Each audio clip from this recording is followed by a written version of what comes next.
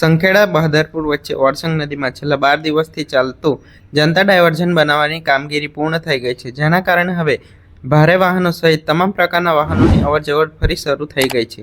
છેલ્લા 4.5 મહિનાથી ઓરસંગ નદીના પુલ ઉપરથી ભારે વાહનો અને એસટી બસોની અવરજવર બંધ હતી, જેના કારણે સંખેડાના વેપારીઓને મોટું નુકસાન થયું હતું તથા બહાદરપુર, ગોલાગામડી, કાવીઠા અન્ય ગામોમાંથી અભ્યાસ કે કામ માટે સંખેડા આવતા લોકોને ભારે પરેશાનીનો સામનો કરવો પડ્યો હતો.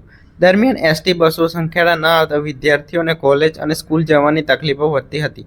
સ્થાનિકોમાંથી જનતા ડાયવર્ઝન બનાવવાની માંગ ઉઠતા સંખેડા ગ્રામ પંચાયતના સરપંચ નીતિનભાઈ શાહ, જમીલભાઈ સિંધી તથા અન્ય આગેવાનો દ્વારા નદીની અંદર ડાયવર્ઝન બનાવવાનું કામ શરૂ કરવામાં આવ્યું હતું, જે હવે પૂર્ણ થયું છે. જો કે કામ દરમિયાન રવિવારે પાણીનું લેવલ વધી જતા ડાયવર્ઝનનો થોડોક ભાગ ધોવાઈ ગયો હતો, પરંતુ વધારાના પાઇપ મૂકીને ફરીથી કાર્ય ચાલુ કરી પૂર્ણ કરવામાં આવ્યું છે. આ રસ્તો શરૂ થયા બાદ વાહન વ્યવહાર સુગમ બન્યો છે અને લોકોમાં રાહતનો માહોલ છે. તેમ છતાં નદીમાં ફરી પાણી વધે તો જનતા ડાયવર્ઝન જોખમમાં આવી શકે છે, જેને લઈને સાવચેતી રાખવાની જરૂરિયાત ઊભી થઈ છે. છોટાઉદેપુર જિલ્લાના તમામ સમાચાર માટે આપનું છોટાઉદેપુર યુટ્યુબ ચેનલને સબસ્ક્રાઇબ કરી બેલ આઇકન દબાવશો.